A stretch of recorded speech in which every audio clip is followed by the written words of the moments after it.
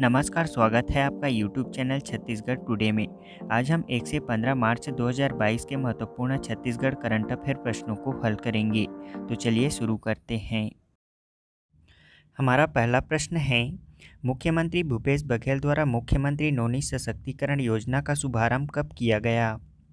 इसका right answer है option C, 1 मार्च 2022 को। मुख्यमंत्री भूपेश बघेल ने दुर्ग पाटन दौरे पर मुख्यमंत्री नौनी सशक्तिकरण योजना का औपचारिक शुभारंभ किया गया। इस दौरान मुख्यमंत्री भूपेश बघेल ने छत्तीसगढ़ भवन एवं अन्य सन्निर्माण कर्मकार कल्याण मंडल की नौनी सशक्तिकरण योजना का शुभारंभ करते हुए 16 हितग्राही बेटियों को 20-20 हजार रुपये के चेक प्रदान किए गए। पाटन से शुरू हुए इस योजना के तहत श्रमिक परिवारों की बेटियों को शिक्षा, रोजगार, स्वरोजगार तथा विवाह में सहायता के लिए छत्तीसगढ़ भवन एवं अन्य सन्निर्माण कर्मकार कल्याण मंडल में पंजीकृत हितग्राहियों की प्रथम 2 बेटियों के बैंक खाते में 20-20 हजार रुपये की राशि का भुगतान एकमुश्त किया जाएगा। अगला प्रश्न है, मुख्यमंत्री भूपेश बघेल ने महाशिवरात्रि के अवसर पर प्रदेश के किस स्थान में लक्ष्मण झूला के निर्माण के लिए भूमि पूजन किया गया? इसका आंसर है ऑप्शन सी, पाटन दुर्ग जिले में। बता दें कि मुख्यमंत्री भूपेश बघेल ने दुर्ग जिले के पाटन विकासखंड के ग्राम ठकुराइन टोला में महाशिवरात्रि के अवसर पर 31 करोड़ 63 लाख रुपए के विकास कार्यों की सौगात दी है और इसी के तहत दुर्ग जिले के पाटन विकासखंड अंतर्गत ठकुराइन टोला में 19 करोड़ 40 लाख रुपए की लागत से बनने वाले लक्ष्मण झूला के निर्माण का भूमि पूजन किया गया। यह लक्ष्मण झूला 225 मीटर लंबा होगा। इसके बनने से भक्तों को भगवान शिव के दर्शन करना आसान होगा। बता दें कि ठकुराइन टोला पाटन क्षेत्र भगवान शिव के श्रद्धालुओं का महत्वपूर्ण केंद्र है। सावन सोमवार के मौके पर यहाँ बड़ी संख्या में श्रद्धालु आते हैं, लेकिन खारून नदी के जल स्तर अधिक होने की वजह से श्रद्धालुओं को दर्शन में काफ़ी दिक्कत होती है। महाशिवरात्रि के मौके पर ठकुराइन टोला में बड़ा मेला लगता है। इसी वजह से यहाँ लक्ष्मण झूला निर्माण कर इसे पर्यटन क्षेत्र के रूप में विकसित किया जाएगा। अगला प्रश्न है, प्रदेश में गिरौदपुरी का मेला कब से कब तक आयोजित किया गया था? इसका राइट आंसर है ऑप्शन सी, 7 मार्च से 9 मार्च तक। गिरौदपुरी का 3 दिवसीय मेला 7 मार्च से 9 मार्च तक आयोजित किया गया था। यह मेला बलौदाबाजार जिला अंतर्गत गिरौदपुरी में आयोजित होता है।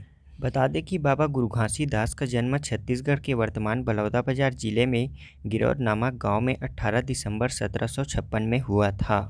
उनके पिता का नाम महंगू दास तथा माता का नाम अमरौतीन बाई है। गुरु घासीदास बाबा ने ही छत्तीसगढ़ में सतनाम पंथ की स्थापना की है। यहाँ प्रत्येक वर्ष माघी पूर्णिमा पर गिरौदपुरी मेले का आयोजन होता है। गुरु घासीदास के मुख्य रचनाओं में उनके 7 वचन सतनाम पंथ के सप्त सिद्धांत के रूप में प्रतिष्ठित हैं।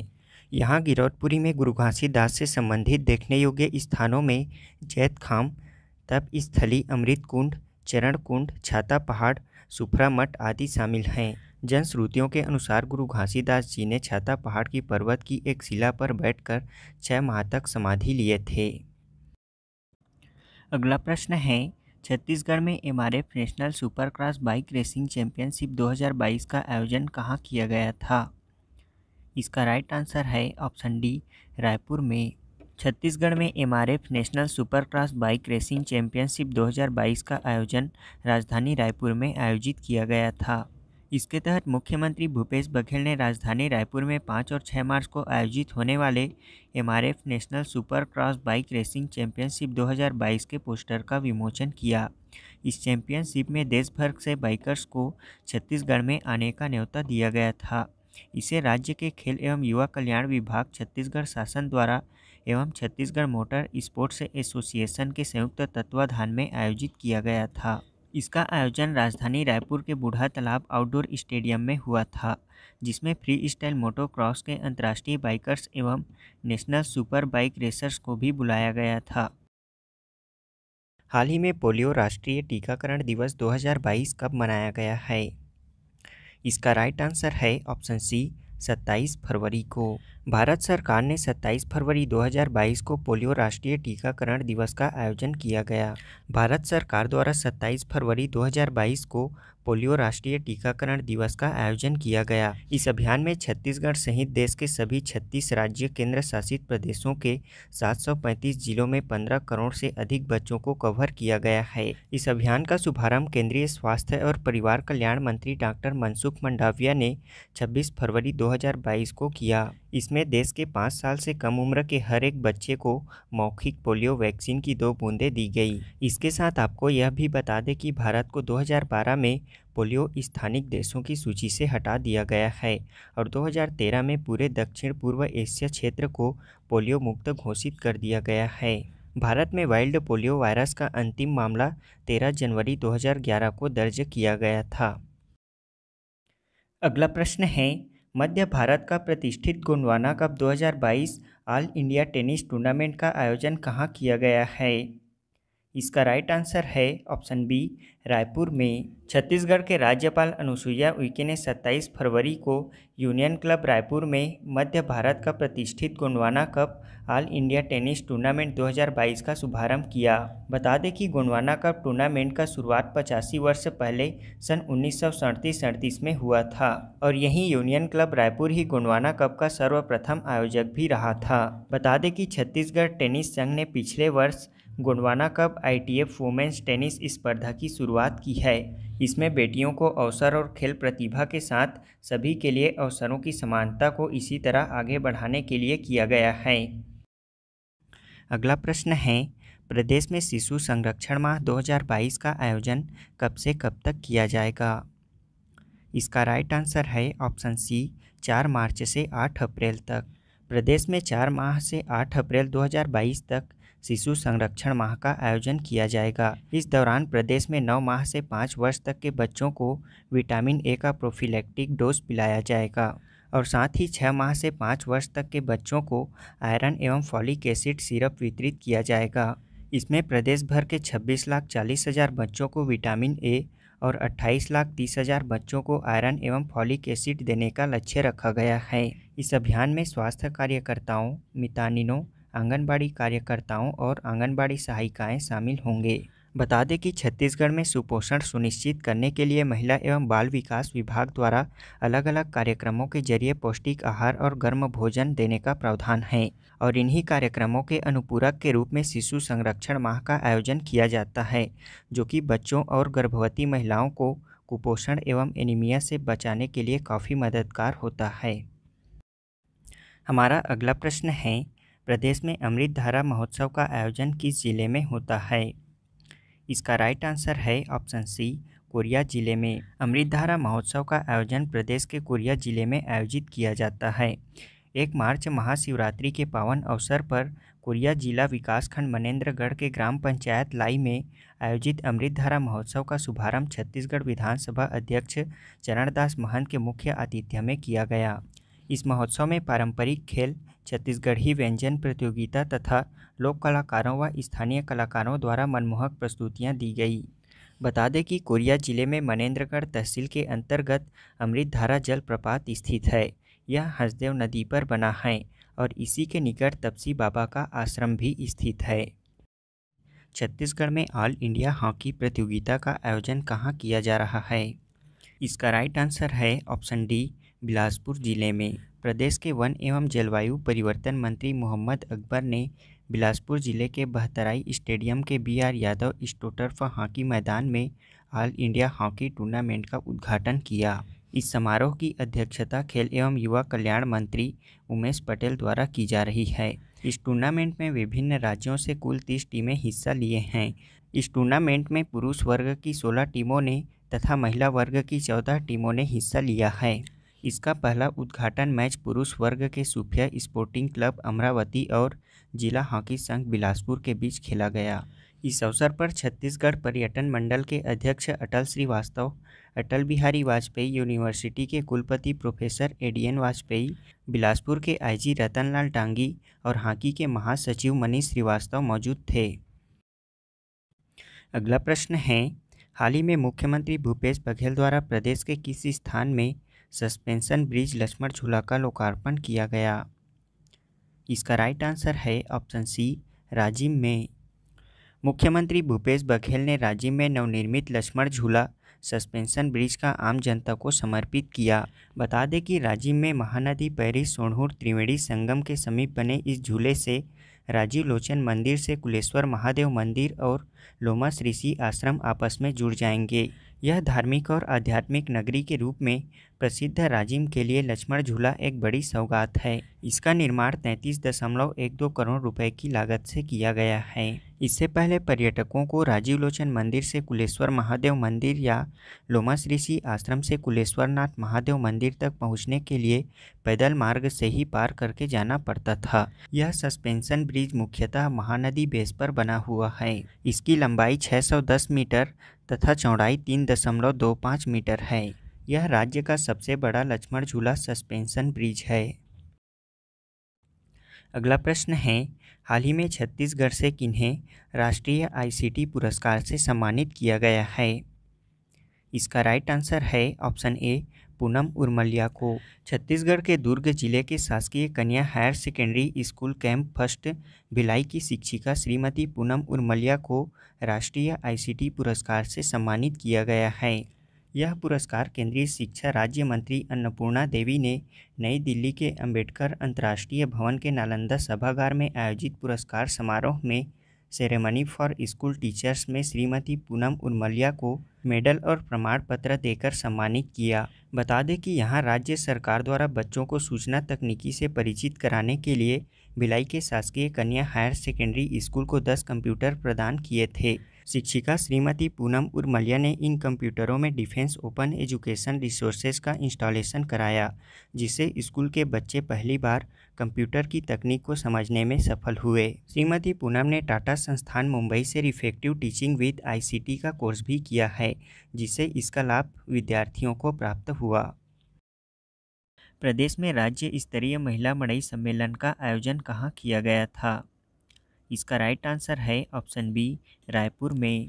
छत्तीसगढ़ में अंतर्राष्ट्रीय महिला दिवस के अवसर पर महिला एवं बाल विकास विभाग द्वारा राज्य स्तरीय महिला मड़ई सम्मेलन का आयोजन किया गया था। यह 3 दिवसीय सम्मेलन 5 मार्च से 8 मार्च 2022 तक राजधानी रायपुर के शंकर नगर स्थित बीटीआई ग्राउंड में आयोजित किया गया था। राजधानी रायपुर के शंकर नगर स्थित बीटीआई ग्राउंड में 5 से 8 मार्च तक 3 दिवसीय राज्य स्तरीय महिला मड़ई के साथ 7 मार्च को राज्य स्तरीय महिला सम्मेलन का आयोजन किया गया था। इस कार्यक्रम में मुख्यमंत्री भूपेश बघेल और महिला एवं बाल विकास मंत्री श्रीमती अनिला भेड़िया भी शामिल हुई थी। अगला प्रश्न है, प्रदेश में हाल ही में चित्रकूट महोत्सव 2022 का आयोजन कब से कब तक किया गया है? इसका राइट आंसर है ऑप्शन बी, 1 मार्च से 3 मार्च तक। प्रदेश के बस्तर जिला जगदलपुर में महाशिवरात्रि पर्व के अवसर पर भारत का नियाग्रा कहे जाने वाले विश्व प्रसिद्ध चित्रकूट जलप्रपात के तट पर 1 मार्च से 3 मार्च तक 3 दिवसीय चित्रकूट महोत्सव का आयोजन किया गया। यह महोत्सव बस्तर की संस्कृति को विश्व पटल पर पहुंचाने का सुनहरा अवसर रहा है। इस दिशा में छत्तीसगढ़ शासन द्वारा बहुत ही सराहनीय प्रयास किया जा रहा है। इस महोत्सव में खेलकूद प्रतियोगिता तथा कबड्डी और वॉलीबॉल मैचों के साथ साथ बस्तरिया जनजातीय परिधानों पर आधारित फैशन शो और दरभा विकासखंड के 28 प्रतिभागियों ने बस्तर में प्रमुखता से पाई जाने वाली मुरिया, माड़िया, धुरवा और हल्बा जनजाति द्वारा पहने जाने वाले परिधानों व आभूषणों के साथ रैंप वॉक किया गया। महोत्सव में सुकमा के लोक नर्तकों द्वारा मड़ई नृत्य, दंतेवाड़ा जिले के बकावंड और बस्तर जिले के आंजर के लोक नर्तकों द्वारा गौर नृत्य, लामकेर के नर्तकों द्वारा गेणी नृत्य व बकावंड के लोक नर्तकों द्वारा ओडिया कार्यक्रम प्रस्तुत किए गए। अगला प्रश्न है, राज्य के किस स्थान में जैव विविधता का निर्माण किया जाएगा? इसका राइट आंसर है ऑप्शन बी, मैनपाट में। छत्तीसगढ़ का शिमला कहे जाने वाले मैनपाट सरगुजा जिले में पर्यटकों को आकर्षित करने के लिए जैव विविधता पार्क का निर्माण किया जाएगा। जैव विविधता पार्क के निर्माण के लिए शासन द्वारा 1 करोड़ रुपए की स्वीकृति प्रदान की गई है। इसका उद्देश्य जैव विविधता पार्क में पर्यटकों को मैनपाट से संबंधित संपूर्ण जानकारी के साथ ही सुविधाएं उपलब्ध कराना है, जिससे पर्यटक आकर्षित हो तथा स्थानीय लोगों के रोजगार के साधन उपलब्ध हो सके। इस पार्क के निर्माण के लिए रोपाखाड़ जंगल में 160 हेक्टेयर भूमि का चिन्हांकन किया गया है। यह पार्क मैनपाट वन क्षेत्र के कंपार्टमेंट क्रमांक P2344 में जैव विविधता पार्क का निर्माण किया जाएगा। इस पार्क का निर्माण पूर्णतः प्राकृतिक रूप से किया जाएगा। इस पार्क के क्षेत्र में मिलने वाले विविध प्रजाति के पेड़ पौधे वनौषधियों को लगाए जाने के साथ साथ पर्यटकों को प्राकृतिक वातावरण, वन संपदा, जीव जंतुओं एवं स्थानीय संस्कृति की भी पूरी जानकारी उपलब्ध कराई जाएगी। साथ ही पर्यटकों के मनोरंजन के लिए ट्रैकिंग एवं साहसिक खेलों की सुविधाएं भी उपलब्ध कराई जाएंगी। शासन की स्वीकृति मिलने के बाद अब वन विभाग ने इसके निर्माण की प्रक्रिया प्रारंभ कर दी है। छत्तीसगढ़ में राष्ट्रीय विधिक सेवा प्राधिकरण नई दिल्ली द्वारा नेशनल लोक अदालत का आयोजन कब किया गया था? इसका राइट आंसर है ऑप्शन डी, 12 मार्च को। छत्तीसगढ़ में 12 मार्च को राष्ट्रीय विधिक सेवा प्राधिकरण नई दिल्ली द्वारा रायपुर व गरियाबंद जिला तथा देवभोग, तिल्दा व राजिम तहसील में नेशनल लोक अदालत का आयोजन 12 मार्च को आयोजित किया गया था। इस बार भी नेशनल लोक अदालत का आयोजन हाइब्रिड तरीके से आयोजित किया गया था। इस हाइब्रिड माध्यम से पक्षकार भौतिक उपस्थिति के साथ साथ यदि चाहे तो वर्चुअल या ऑनलाइन माध्यम से भी राजीनामा कर सकते थे। विशेष रूप से इसमें भाड़ा नियंत्रण, चेक बाउंस, आबकारी विधि, सिविल विधि, आयात संबंधी तथा आपराधिक विधि के राजीनामा योग्य मामले और साथ ही कुछ अन्य मामले भी प्रीलिटिगेशन के माध्यम से निराकृत करने के लिए लिया गया था। अगला प्रश्न है, छत्तीसगढ़ शासन ने स्वास्थ्य एवं परिवार कल्याण विभाग द्वारा प्रदेश को किस वर्ष तक टीबी क्षय मुक्त करने का लक्ष्य रखा गया है? इसका राइट आंसर है ऑप्शन सी, 2025 तक। छत्तीसगढ़ शासन ने स्वास्थ्य एवं परिवार कल्याण विभाग द्वारा प्रदेश को 2025 तक क्षय मुक्त करने का लक्ष्य रखा गया है। बता दें कि टीबी एक संक्रामक बीमारी है जो शरीर के हर अंग को प्रभावित करती है। खासतौर पर यह फेफड़ों को सबसे ज़्यादा नुकसान पहुंचाती है। यह माइकोबैक्टीरियम ट्यूबरक्लोसिस नामक बैक्टीरिया से फैलता है। यह विशेषतः उन व्यक्तियों को जल्दी अपने चपेट में लेता है जिनकी रोग प्रतिरोधकता क्षमता कमज़ोर होती है। इसके लिए छत्तीसगढ़ सरकार द्वारा टीबी रोगियों की पहचान के लिए व्यापक तौर पर डोर टू डोर कैंपेन चलाया जा रहा है।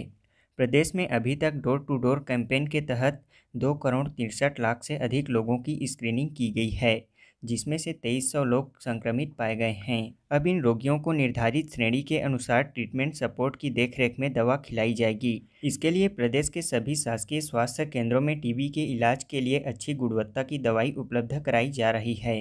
प्रदेश में टीबी के सभी पंजीकृत मरीजों को 6 पोषण योजना के तहत इलाज के दौरान पोषण आहार के लिए प्रतिमाह 500 रुपये की राशि दी जाती है। अगला प्रश्न है, प्रदेश में वर्ष 2022 में कितने क्विंटल फूड ग्रेड महुआ संग्रहण करने का लक्ष्य रखा गया है? इसका राइट आंसर है ऑप्शन बी, 2000 क्विंटल। राज्य में वर्ष 2022 में 2000 क्विंटल फूड ग्रेड महुआ संग्रहण करने का लक्ष्य रखा गया है। इसके प्रथम चरण में 1150 क्विंटल महुआ फूल 116 रुपये प्रति किलोग्राम की दर से विक्रय हुआ है और इसी कड़ी में राज्य लघु वनोपज संघ द्वारा फूड ग्रेड महुआ फूल संग्रहण करने की प्रक्रिया विकसित की गई है। इस वर्ष 2022 में महुआ संग्राहकों को अधिक से अधिक मूल्य दिलाने के लिए महुआ फूल सूखा के साथ साथ वैज्ञानिक पद्धति से संग्रहित फूड ग्रेड महुआ का क्रय न्यूनतम समर्थन मूल्य पर किया जाएगा। इसके लिए महुआ संग्राहकों को फूड ग्रेड के महुआ फूल के संग्रहण का प्रशिक्षण दिया जा रहा है। बता दें कि राज्य सरकार द्वारा महुआ का न्यूनतम समर्थन मूल्य 33 रुपये प्रति किलोग्राम घोषित किया गया है और यदि महुआ संग्राहक फूड ग्रेड के महुआ का संग्रहण करते हैं तो इसका मूल्य 50 रुपये प्रति किलोग्राम है। और वहीं महुआ संग्रहण तथा प्रसंस्करण में उन्नत वैज्ञानिक तकनीक का प्रयोग करने पर फूड ग्रेड महुआ का वर्तमान में 116 रुपये प्रति किलोग्राम दिया जा रहा है। फूड ग्रेड महुआ वह तकनीक है जिसमें धूल और रेत के कण को बचाते हुए किसी कपड़े अथवा जाल के माध्यम से प्राप्त करना है।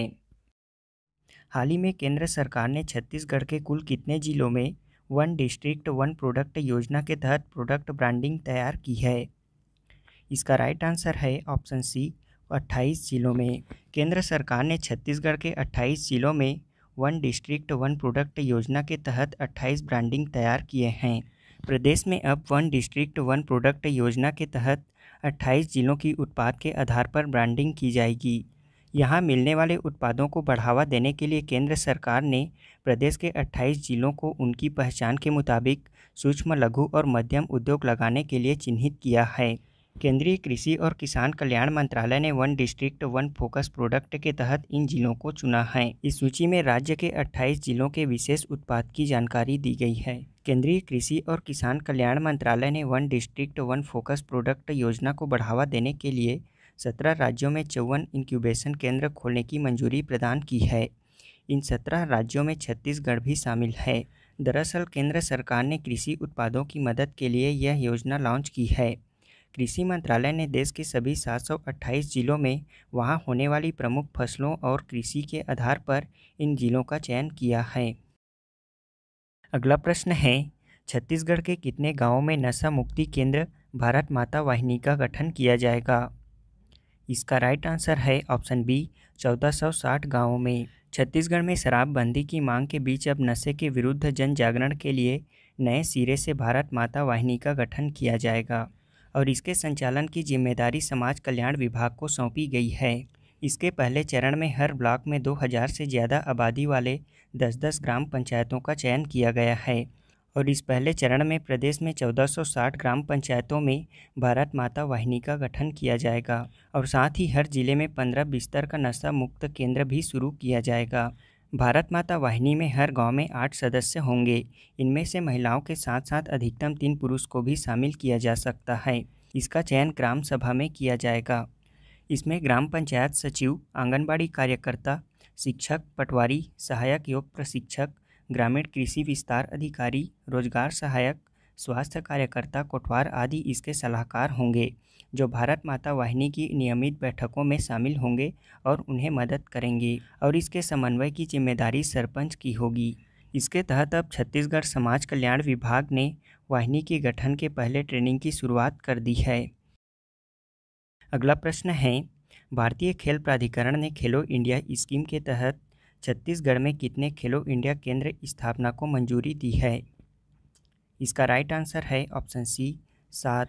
छत्तीसगढ़ सरकार के प्रस्ताव पर भारतीय खेल प्राधिकरण ने छत्तीसगढ़ में खेलो इंडिया स्कीम के तहत 7 खेलो इंडिया केंद्रों की स्थापना को मंजूरी दी है। ये 7 केंद्र छत्तीसगढ़ के अलग अलग जिलों में एक एक खेल के लिए खोले जाएंगे। इसके लिए भारतीय खेल प्राधिकरण द्वारा आर्चरी और हॉकी के लिए 2-2 केंद्रों, वॉलीबॉल, मलखंभ और फुटबॉल के लिए एक एक केंद्र की मंजूरी दी है। इन खेलों के केंद्र की स्थापना निम्न जिले में की जाएगी। इसमें सरगुजा में फुटबॉल केंद्र, नारायणपुर में मलखंभ केंद्र, गरियाबंद जिले में वॉलीबॉल केंद्र, राजनांदगांव और जशपुर जिले में हॉकी केंद्र, शिवतराई, बिलासपुर और बीजापुर जिले में तीरंदाजी केंद्र खोले जाएंगे। इन खेलों में संबंधित खेलों के छत्तीसगढ़ के खिलाड़ियों का चयन कर राष्ट्रीय और अंतर्राष्ट्रीय स्तर के कोचों के द्वारा प्रशिक्षण दिया जाएगा और इन केंद्रों की स्थापना के लिए भारतीय खेल प्राधिकरण द्वारा वित्तीय सहायता भी प्रदान की जाएगी। छत्तीसगढ़ में आदिवासियों के सांस्कृतिक विकास एवं संवर्धन के लिए जनजातीय साहित्य समारोह का आयोजन कहाँ किया जाएगा? इसका आंसर है ऑप्शन बी, रायपुर में। छत्तीसगढ़ की राजधानी रायपुर में आदिवासियों के सांस्कृतिक विकास एवं संवर्धन के लिए जनजातीय साहित्य समारोह का आयोजन किया जाएगा। 3 दिवसीय इस जनजातीय साहित्य समारोह का आयोजन 11 अप्रैल से 13 अप्रैल 2022 तक आयोजित किया जाएगा। इस अखिल भारतीय जनजातीय साहित्य समारोह में राज्य स्तरीय जनजातीय नृत्य महोत्सव एवं जनजातीय कला तथा चित्रकला प्रतियोगिता का आयोजन भी किया जाएगा। इस जनजातीय चित्रकला प्रतियोगिता को अलग अलग वर्गों में आयोजित किया जाना प्रस्तावित है। इसके अलावा यहां जनजातीय कला एवं चित्रकला प्रतियोगिता की प्रदर्शनी भी लगाए जाने के निर्देश दिए गए हैं। समारोह के अंतर्गत कुल 10 विषयों जनजातीय साहित्य कला, जनजातीय परंपरा एवं संस्कृति, जनजातीय भाषा बोली, जनजातीय लोक नृत्य एवं लोकगीत, जनजातीय विकास और समस्या, जनजातीय लोकोक्तियाँ आदि विषय से संबंधित शोध पत्रों पर आधारित प्रतियोगिता का आयोजन किया जाएगा। अगला प्रश्न है, प्रदेश में महिला एवं बाल विकास विभाग द्वारा चलाए जा रहे सुपोषण अभियान वजन त्योहार के आंकड़ों के अनुसार कुपोषण दर अब घटकर कितनी रह गई है? इसका राइट आंसर है ऑप्शन डी, 19.86%। प्रदेश में चलाए जा रहे मुख्यमंत्री सुपोषण अभियान एवं महिला एवं बाल विकास विभाग द्वारा वर्ष 2016 से 2022 तक आयोजित वजन त्योहार के आंकड़ों के अनुसार कुपोषण की दर में लगातार कमी दर्ज की गई है और परिणाम स्वरूप बच्चों में कुपोषण दर 30.13% से घटकर अब मात्र 19.86% रह गई है। इस प्रकार राज्य में कुपोषण दर में लगभग 10.27% की कमी एक बड़ी उपलब्धि है। छत्तीसगढ़ में 2 अक्टूबर 2019 से प्रारंभ किए गए मुख्यमंत्री सुपोषण अभियान के तहत अभी तक 1,70,000 बच्चे कुपोषण मुक्त हो चुके हैं। वहीं राष्ट्रीय स्तर पर राष्ट्रीय survey agency national family health survey 5 के आंकड़ों के अनुसार भी छत्तीसगढ़ में कुपोषण दर में कमी आई है।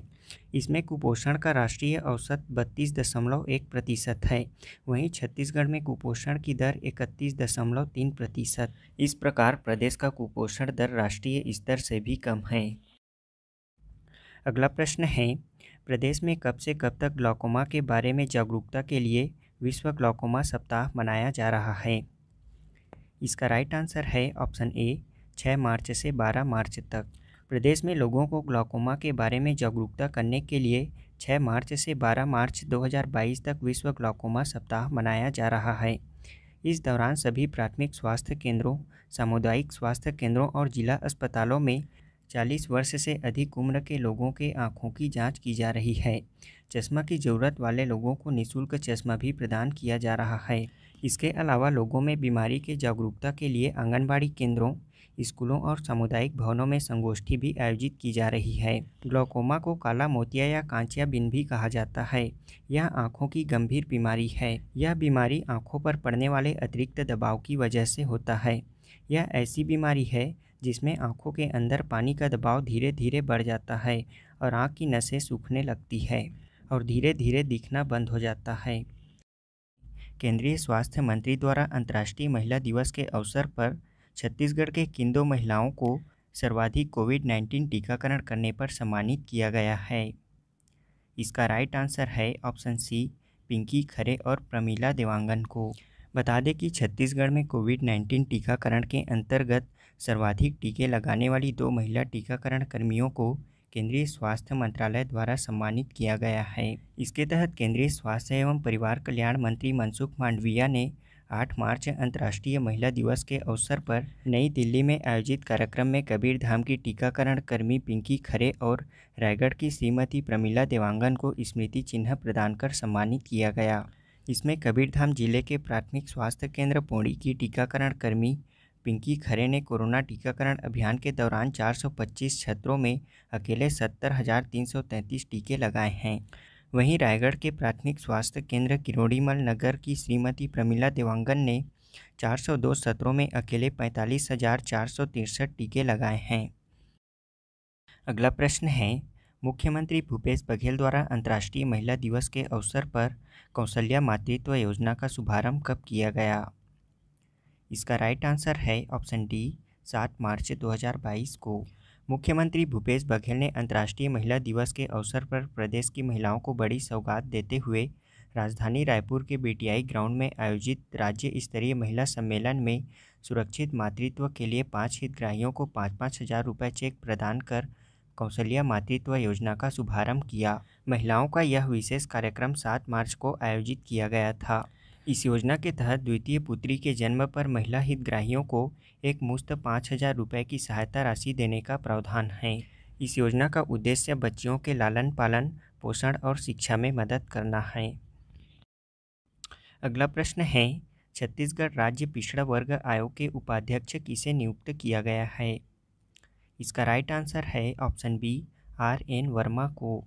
छत्तीसगढ़ सरकार द्वारा छत्तीसगढ़ राज्य पिछड़ा वर्ग आयोग के उपाध्यक्ष पद पर RN वर्मा को नियुक्त किया गया है। इस पद के संबंध में आदिम जाति तथा अनुसूचित जाति विकास विभाग मंत्रालय द्वारा आदेश जारी किया गया है। बता दें कि छत्तीसगढ़ शासन द्वारा उन्हें राज्य मंत्री का भी दर्जा दिया गया है।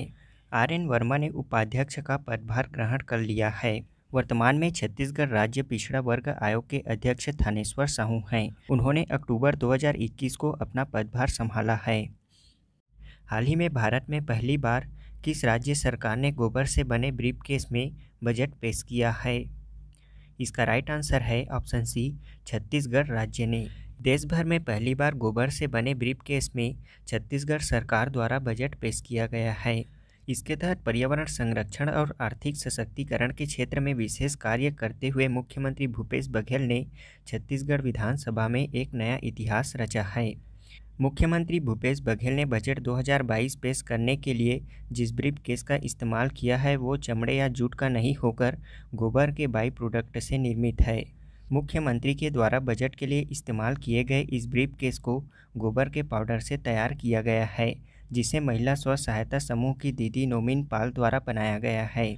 छत्तीसगढ़ राज्य देश का पहला ऐसा राज्य बन गया है जिसने मां लक्ष्मी के प्रतीक के रूप में गोधन से निर्मित ब्रीफकेस का इस्तेमाल किया है। इस ब्रीफकेस का निर्माण नगर निगम रायपुर के गोकुल धाम गोठान में काम करने वाले एक पहल महिला स्व सहायता समूह की दीदियों ने गोबर एवं अन्य उत्पादों के इस्तेमाल कर बनाया है।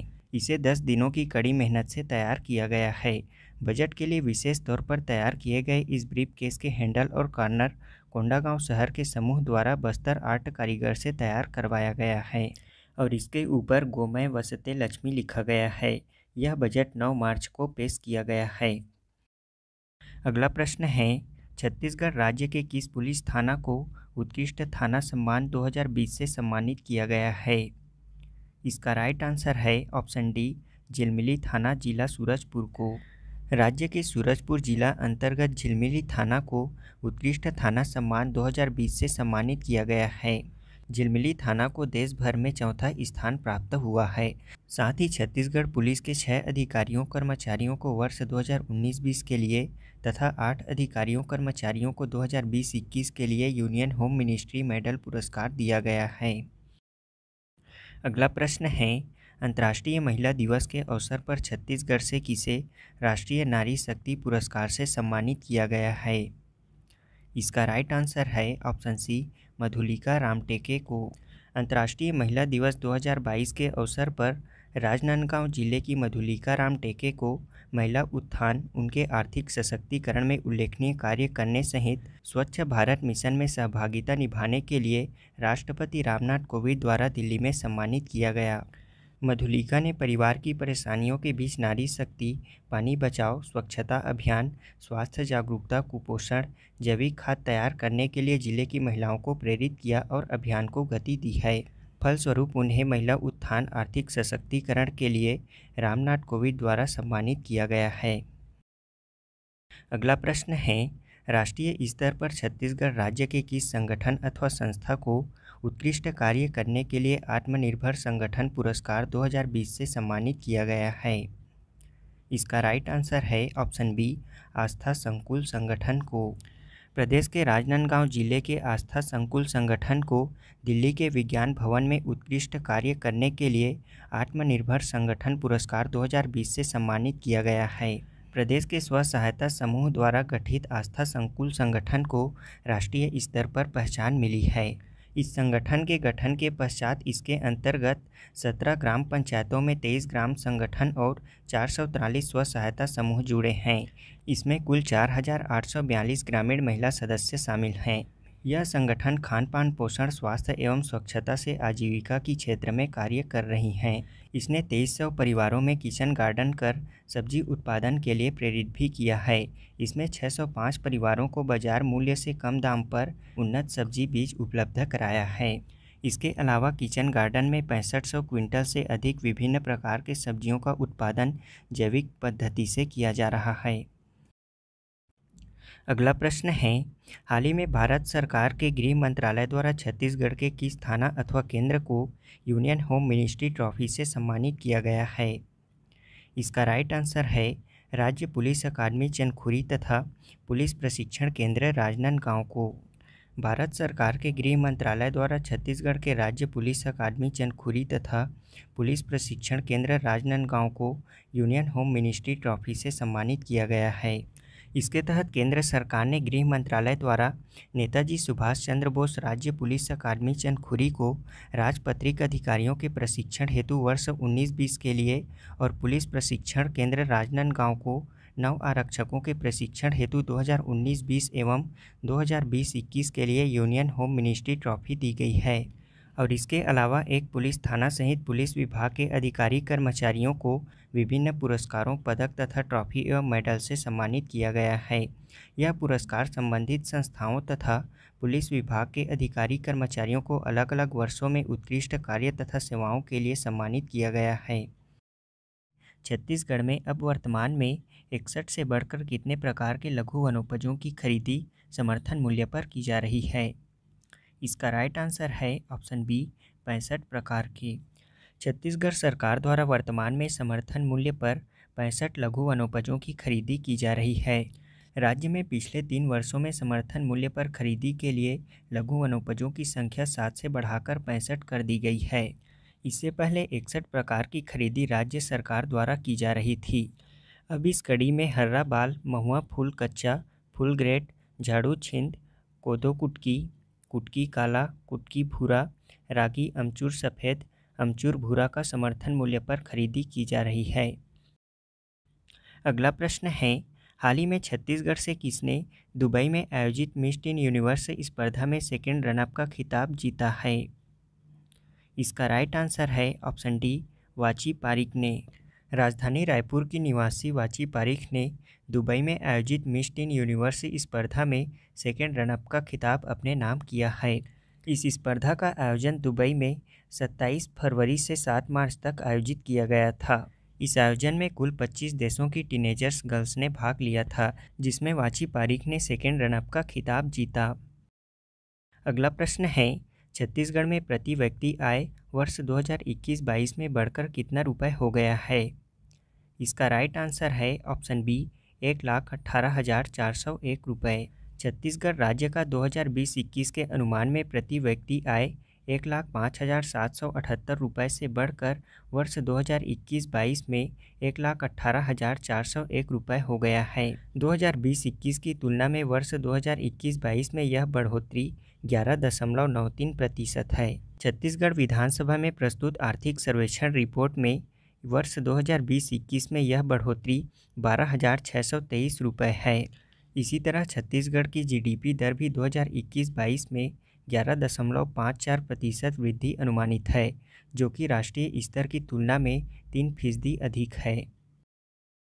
अगला प्रश्न है, हाल ही में छत्तीसगढ़ में फार्मटेक एशिया अंतर्राष्ट्रीय किसान मेला एवं कृषि प्रदर्शनी का आयोजन किस जिले में किया गया है? इसका राइट आंसर है ऑप्शन बी, रायपुर जिले में। छत्तीसगढ़ की राजधानी रायपुर के इंदिरा गांधी कृषि विश्वविद्यालय परिसर में फार्मटेक एशिया अंतर्राष्ट्रीय किसान मेला एवं कृषि प्रदर्शनी 2022 का आयोजन किया गया। यह 4 दिवसीय आयोजन 11 से 14 मार्च 2022 तक हुआ।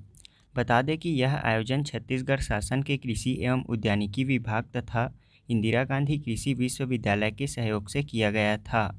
इस मेले के किसान सम्मेलन में छत्तीसगढ़ के विभिन्न जिलों से लगभग 5,000 किसान शामिल हुए थे। वहीं फार्मटेक एशिया किसान मेला एवं प्रदर्शनी में शासकीय, सार्वजनिक एवं निजी क्षेत्र की 132 संस्थाओं द्वारा किसानोपयोगी नवीनतम कृषि तकनीक एवं उत्पादों का प्रदर्शन तथा विक्रय किया गया।